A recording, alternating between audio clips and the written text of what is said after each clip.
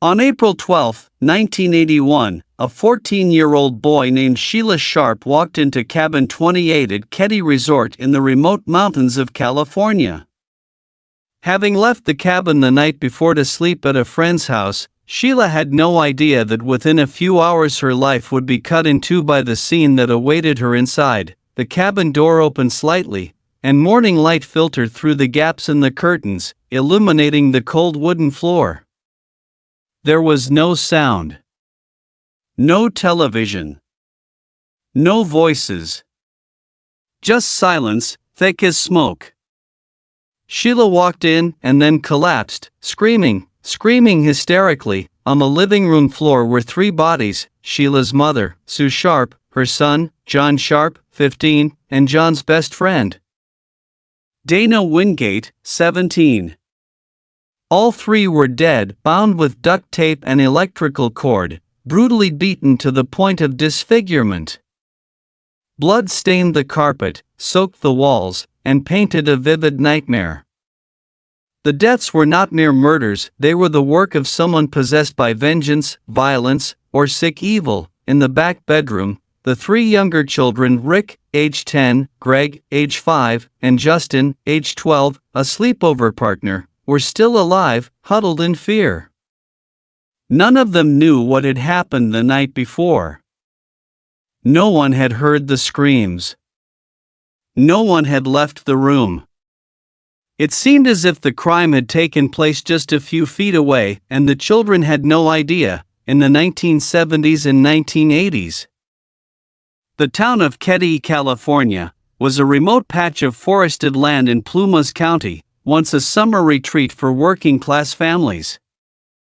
By 1981, it was little more than a cluster of rundown cabins, most of them abandoned or rented cheaply by poor families looking to rebuild their lives.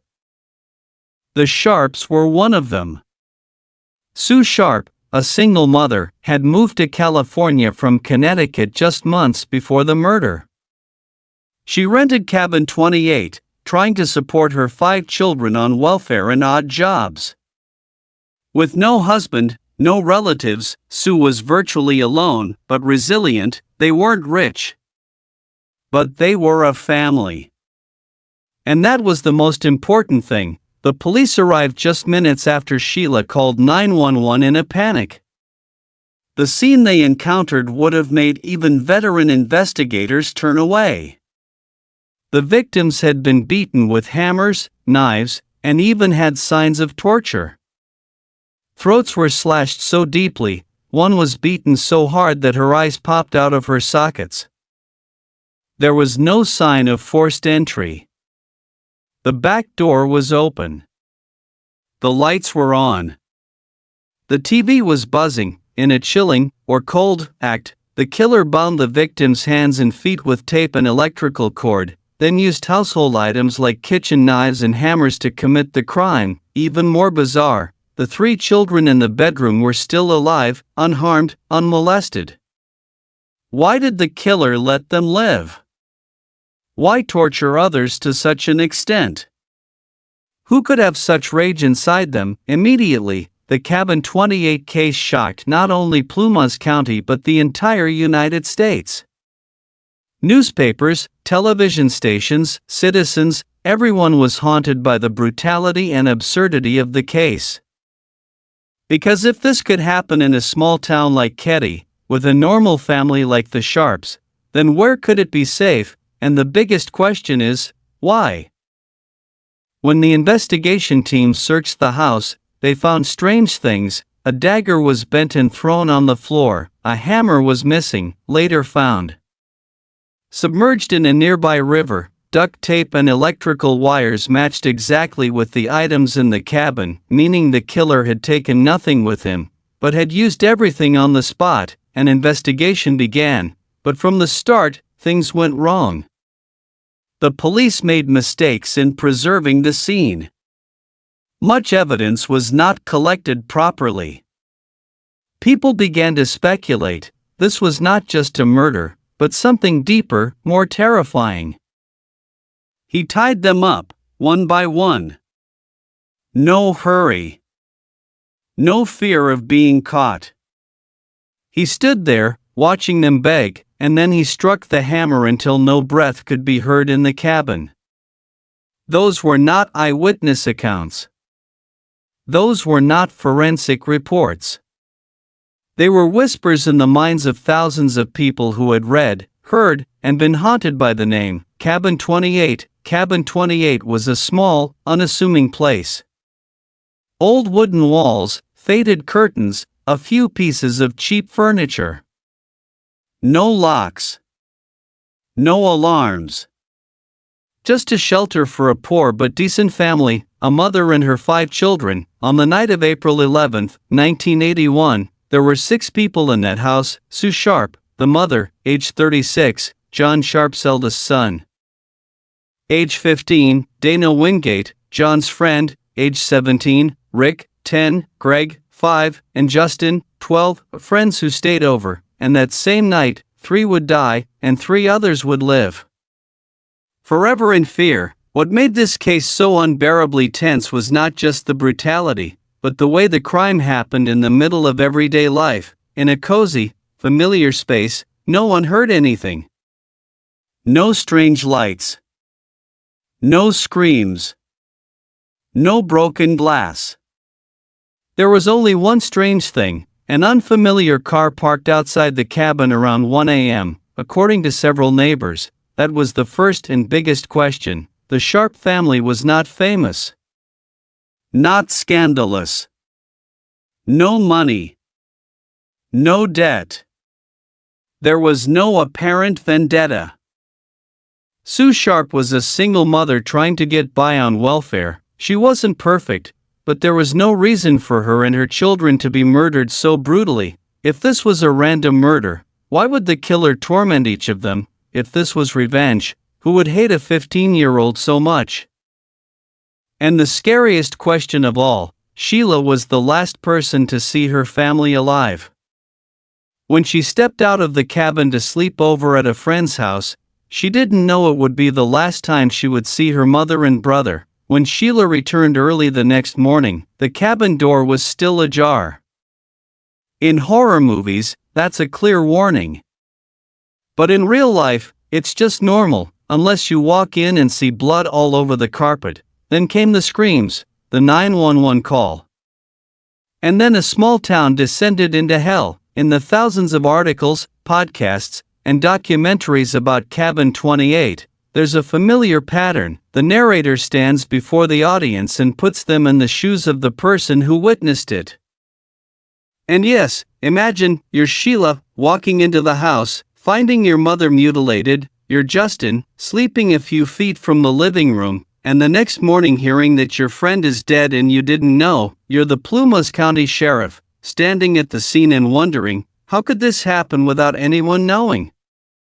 The answer: because it was planned, and because the killer knew every detail about the cabin, the timing, and the victim. For years, no one was arrested. No trial. No justice. Cabin 28 was slowly abandoned, and then demolished. But the fear remains, lingering in the woods, in the memories, in the unanswered questions. Someone came into the cabin in the night. Someone knew Sue and the children would be there, alone. Someone tied them up, one by one. Someone didn't kill the children. Not out of pity, but for something darker. This story isn't easy to swallow. Not easy to hear. And certainly not easy to tell. But if you're still here, if you want to know what really happened, come with me into the Keddie woods, back in time, and peel back the layers of buried truth. Because there are people who are not convicted, not because they are innocent, but because no one dares to face the truth. Soon after the police arrived at Cabin 28, the haunting began to multiply, not only because of the bloody scene, but because of the strange gaps in every line of inquiry. The case was so serious that the FBI was called in. But instead of chasing clues like a crime drama, the investigation descended into chaos, errors, and confusing choices. We knew we were looking at something very, very wrong, recalled a local investigator. But no one knew where to start. Every lead was like a maze. The police quickly zeroed in on two names that stood out as suspects. 1. Martin Smart, neighbor, resident of cabin 26, ex-military. Unstable, had a personal conflict with Sue Sharp, suspected that Sue had advised Martin's wife to leave him. Of particular note, on the night of the murder, Martin said he had gone to the bar, then returned home. But couldn't remember the exact time. 2. Bo Bubaid, Martin's best friend, who lived in the same cabin, real name, John Bo Bubaid, a Chicago criminal, a former gangster involved in organized crime, by accident? Or did someone bring a dark past to what should have been a peaceful place? We have a disgruntled ex-soldier living exactly 5 steps from cabin 28. And with him is a man with connections to the mafia. 1981 investigators notes, one of the fatal blows to the case came from the very people assigned to investigate. The crime scene was not properly cordoned off, dozens of people came and went. Disturbing the evidence, such as the bent knife, bloodstains, footprints, was not properly documented, witness testimony was not recorded or signed. In particular, the torn curtains from the inside, a clear sign that the killer had been prowling around the cabin before the attack, were not clearly noted in the initial report. One detail that outraged the community was the testimony of Justin Smart, the 12-year-old boy who stayed overnight at the cabin the day of the murder, and the son of suspect Martin. Initially, Justin said he had heard nothing. But after being hypnotized, a controversial method, he described seeing two strange men enter the cabin, argue with Sue, and then attack John and Dana. The problem, Justin's description matched the appearance of his own father and Bo: short hair, thin beard, sunglasses, one wearing a hat, one wearing gloves. So why didn't the police arrest or search cabin 26? Why was the most important testimony in the case left aside? There was a sense that an invisible hand was strangling the investigation. Neighbors avoided reporters, police avoided the press, and the case was forgotten for decades. Cabin 28 was not just a murder case, an independent detective later said. It was a case that someone wanted to forget. And in this town, silence not because of fear, but because someone ordered silence. In 2016, the case was reopened by a young team of investigators. Using new technology, while sifting through old evidence, they found a rusty hammer, identical to the murder weapon that went missing in 1981, dumped in a stream near the old cabin. Forensic analysis revealed human blood. Old. Matching the victim's blood type. Soon after, a missing document in the old file revealed Martin had written a confession. I can't stand the thought of her tearing my family apart. But I did wrong. I didn't want to kill Dana, I just wanted Sue and John to be quiet. From a letter from Martin Smart to his therapist, 1981, this document was never submitted to the prosecutor. After all, cabin 28 didn't seem unsolvable, it was that no one was actually solving it. The evidence was there. The suspect was there. But whether because of connections, fear of scandal, or system failure, someone chose to let it slide. Martin Smart died in 2000, Bo Bubaid died in 1988, none of them were ever caught, 3 dead. A silent town. A forgotten investigation, an unsolved crime, not because there was no truth, but because it was too obvious, too close, too hard to accept. In 2016, when the cabin 28 case was reopened, one of the documents that shocked investigators was a handwritten letter from Martin Smart to the psychiatrist he had treated. I can't stand her, Sue Sharp, telling my wife to leave me, but I didn't mean to kill Dana. I just wanted her and John to be quiet, anyway. It's too late to go back. The letter was handwritten. Signed Martin, not a statement. Not a hypothesis, it was a confession, not complete, but enough to reconstruct what really happened, based on the new documents, the testimony of Martin's son Justin, the forensic details, and the final piece of the handwritten letter. Investigators reconstructed the following scenario. Martin Smart and Beau Bubaid arrived at Cabin 28 around midnight. Perhaps out of anger, perhaps to talk to Sue, whom Martin saw as the cause of his family's breakup. The conversation turned into an argument, the argument turned into threats, the threats turned into uncontrolled violence. John and Dana, running from another room, tried to intervene. Both were attacked with hammers, the same hammer that Martin had said he had lost a few days after the murder. Sue was tied up, tortured, and then had her throat slashed with a kitchen knife. The cut was so deep that it was almost dismembering. The whole scene looked more like torture than simple murder. No one would kill someone that way unless they were feeling strongly, or if they didn't want to send a message. Forensic officer, to the press in 2018. All the clues, from the physical evidence, Justin's description, to the handwritten note, pointed to Martin and Beau. So why were neither of them ever charged? The heartbreaking answer: negligence, and possibly connections. Martin Smart was friends with the then Plumas County Sheriff. Beau Bubaid, according to some sources, had connections to the FBI. He had been an informant in mafia investigations. This led to fatal loopholes. Some evidence was forgotten from prosecutors. Confessions were lost. There was no search warrant for Cabin 26, where Martin and Beau lived, even though they were prime suspects. Martin Smart died in 2000 of cancer. Beau died earlier, in 1988, of heart failure. Neither was charged. Neither went to trial.